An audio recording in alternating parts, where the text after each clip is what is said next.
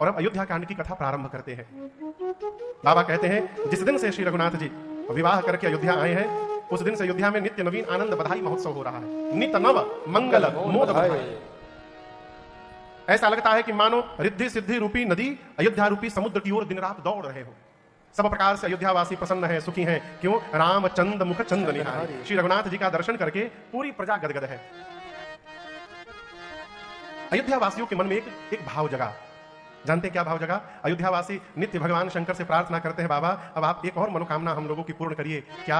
आप अछत अपने रहते हुए युवराज पद राम ही देऊ नरे। हे भगवान शिव आप कृपा करिए बाबा, हम लोगों के जीवित रहते ही महाराज दशरथ राम जी को युवराज पद पर बिठा दे अगर, तो हम धन्य हो जाएंगे।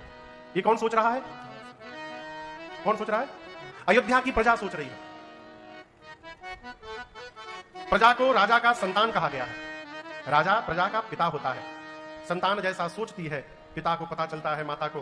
प्रजा के मन में भाव जगा। और एक दिन आपको बताऊं, श्री दशरथ जी अपने दरबार में बैठे थे। उनको ऐसा लगा कि उनके सिर पे जो मुकुट है वो टेढ़ा हो गया है।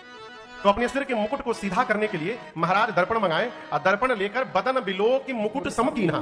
जैसे मुकुट सीधा किया महाराज ने, उनकी दृष्टि कान के पास ये जो कनपट्टी है ना, आजकल के हेयर स्टाइल में कनपट्टी गायब है। अब सरकारी कनपट्टी गायब हो गया है। यहां से नीचे पूरा साफ है। कई जगह तो यहां 2-3 हाईवे बने रहते हैं, स्टेट हाईवे, नेशनल हाईवे। हम एक माई को देखे, प्राय माताएं मांग बीच में लगाती है ना सिंदूर, बीच में निकालकर। एक माई को हम देखे, वो माई इधर निकाली थी और इधर सिंदूर लगाई थी। उनका मांग यहां बना था, इधर सिंदूर लगाई। मैं थोड़ी देर देखता रहा भैया को, फिर प्रणाम किया मन ही मन। कान के पास के केश, जैसे महाराज ने देखा क्या, कान के पास के केश श्वेत हो गए हैं। श्रवण समीप भय सित केसा।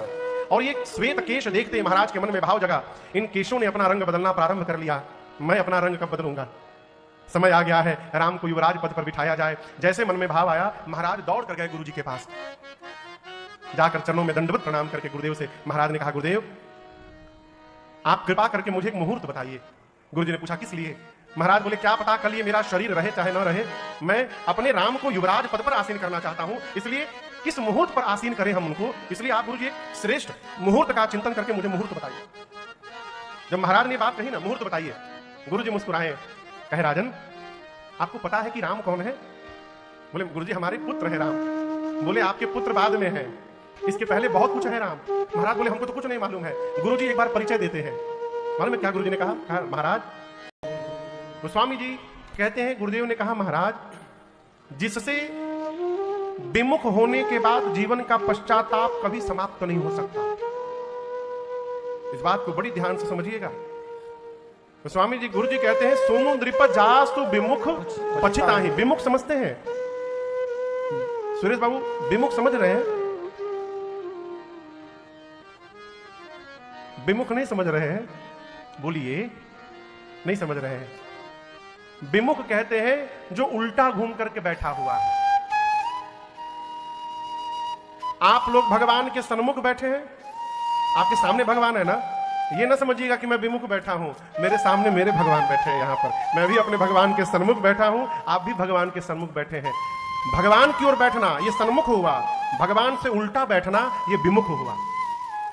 गुरु जी कहते हैं सुनो नृप, हे राजा सुनो, जासु विमुख पछिताहि। जिससे विमुख हो जाने के बाद जीवन में कभी पश्चाताप समाप्त होने वाला नहीं है। कहते राजन जिससे विमुख हो जाने के बाद पश्चाताप समाप्त नहीं होता, जिसके भजन के बिना हृदय का ताप समाप्त नहीं होता। महाराज वही राम आपके पुत्र बने हैं। राम पवित्र प्रेम के अनुगामी हैं, राम प्रेम के पीछे दौड़ते हैं। मैं फिर एक बात कहता हूं, ज्ञान होगा आप राम जी के लिए दौड़िएगा, प्रेम यदि होगा राम जी आपके लिए दौड़ना प्रारंभ कर देंगे। मानस में इसका भी उदाहरण है। गुरु जी ने कहा महाराज आप मुहूर्त न पूछिए, आप राम जी के अभिषेक के लिए मुहूर्त न पूछिए। महाराज बोले फिर गुरुदेव? गुरु जी ने कहा जिस दिन आप राम जी का अभिषेक कर देंगे वही दिन सर्वश्रेष्ठ मुहूर्त में परिवर्तित हो जाएगा। इसलिए हे राजन बेगी विलंब न करिय नृप, साजिय सबुई समाज, सुदिन सुमंगल तब ही जब राम होहि जुगराज। बेग करिए, विलंब न करिए, जिस समय आप राम को युवराज बनाएंगे महाराज वही समय सर्वश्रेष्ठ मुहूर्त में परिवर्तित हो जाएगा। गुरु जी ने कहा तुरंत करिए।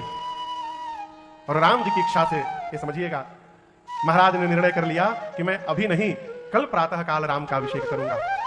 और ये कल श्री दशरथ जी के जीवन में नहीं आया लौट करके। आप सब जानते हैं, रात भर में ही राम जी ने ऐसी लीला फैलाई अपनी, ब्रह्मा जी ने कुछ नहीं किया। राम जी के बन जाने में ब्रह्मा जी का कोई हाथ नहीं है, न उनकी कोई रचना है। ये सारी रचना राम जी की बनाई हुई है। राम जी ने देवताओं को प्रेरित किया, देवता सरस्वती जी को बोले, और सरस्वती जी आकर अयोध्या में रात में ही मंथरा की मति पलट के चली गई, और मंथरा के संपर्क